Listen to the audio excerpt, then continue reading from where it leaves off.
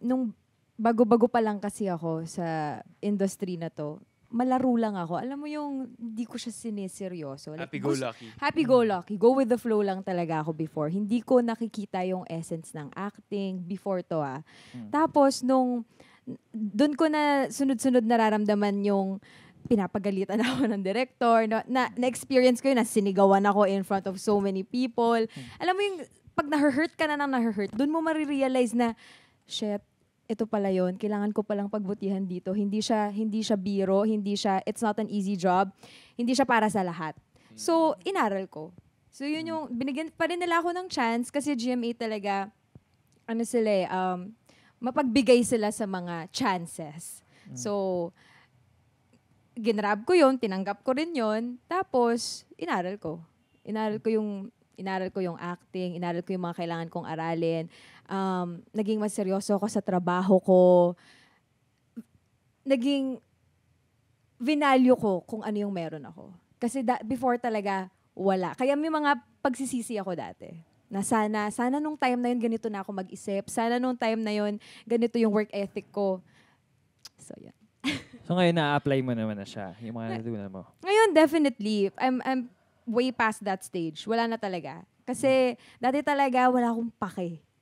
So, ngayon, buti na lang naparealize naman sa akin ni Lord na, hindi, nandiyan ka sa tamang position, gawin mo yan, ayusin mo yan, aralin mo yan, i-value mo yan, i-appreciate mo yan. And that's what I did. What was your turning point naman? What was the instance na sabi mo talaga, kailangan ko na ayusin to? Was there a specific time? I'm very self-aware Nakikita ko rin naman yung nagkakalat ako, ganon. Kita ko naman yun Tapos syempre, may mga tao din na nagsasabi sa akin. So yun, self-awareness lang. Kailangan lang ng oras, kumbaga. Oo, kaya naman. At ng epiphany, malaking realization. Oo, kaya naman. Ito kasi I was gonna ask sakto kung ano na yung pinakamalaking second chance niyo sa career niyo.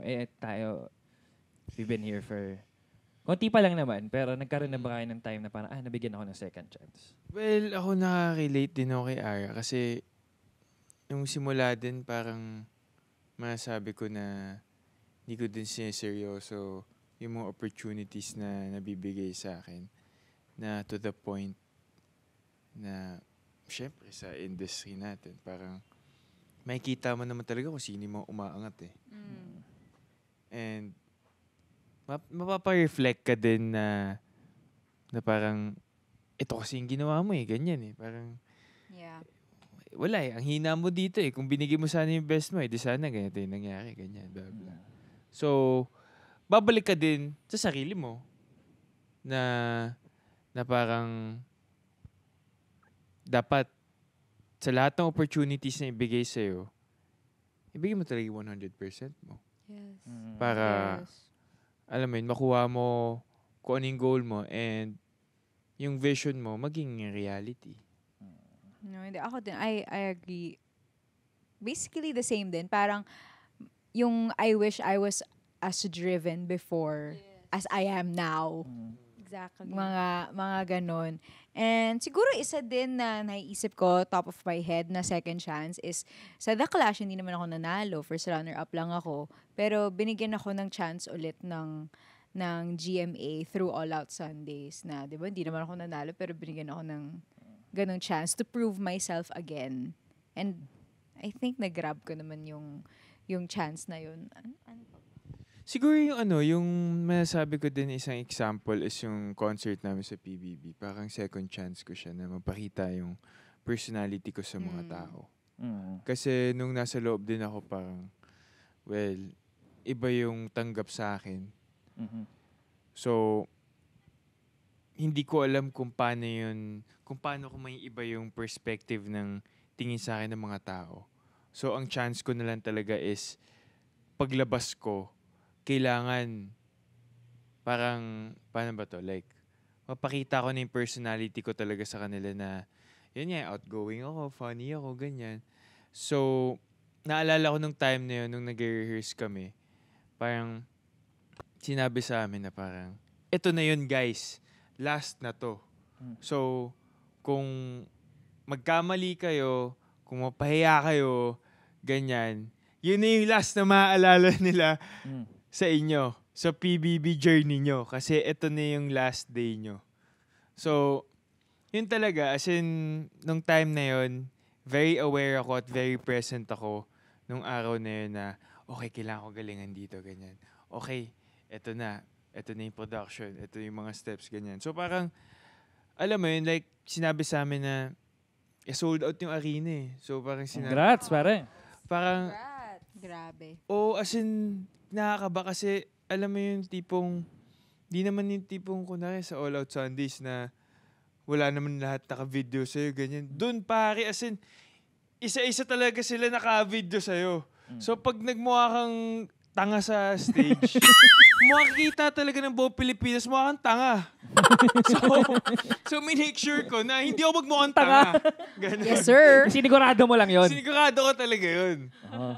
So, kaya, success naman. Ayun. Sumakses. Oh, pasalamatan mo naman pare yung mga 50 mong fans at may banner ka na, di ba sabi mo? 86 na. 86 na! 86 na sila! Madami. Salamat sa mga Vincies dyan. Mahal na mahal ko talaga kayo. Kayo yung bumubuo ng, ng kasiyahan ko.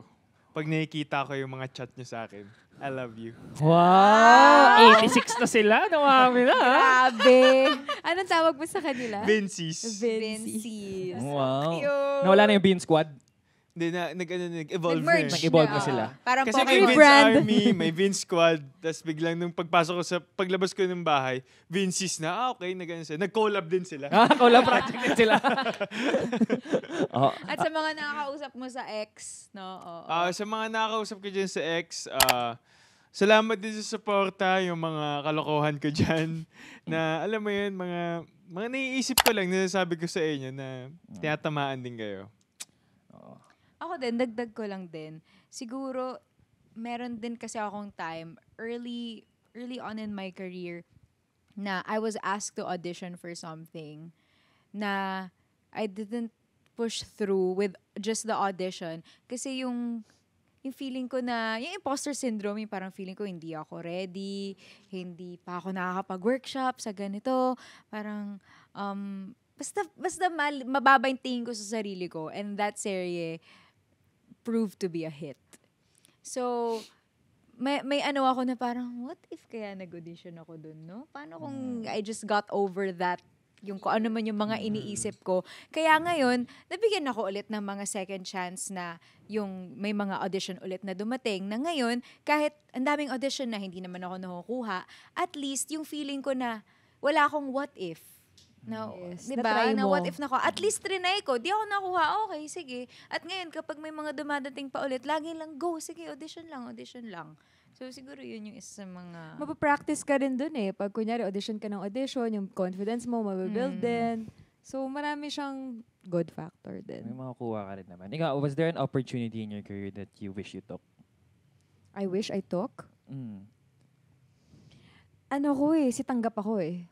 Lahat tinatanggap ko. Kasi nga, for me, para siyang, kunyari, let's say for example with hosting. Kapag nag-break ka sa hosting, ang tagal, minsan nagkakaroon ako ng jitters. Yeah. So, as much as possible, gusto ko na ginagawa ko ng ginagawa. Syempre pumipili din ako ng makakabuti sa akin ng mga projects. Pero as much as possible, gusto ko talagang tumatanggap at nag-work kasi napapractice ako. Mas nasa-stretch ko yung sarili ko. Yeah. And yun, it's a ground experience for me. Ako naman, dagdag ko lang din. Entry din ako. Okay, Oo. Wala kasi nagtatanong kasi siya tinatanong wala kasi eh. nagtatanong sa akin eh. Dito naman. Guys, andito ako. Oo nga siya, Andito meron ako, ka guys, bang experience? Kung may second chance ako. Ito, binigyan niyo akong second chance magsalita. Ito. At ngayon, tinitake ko na siya.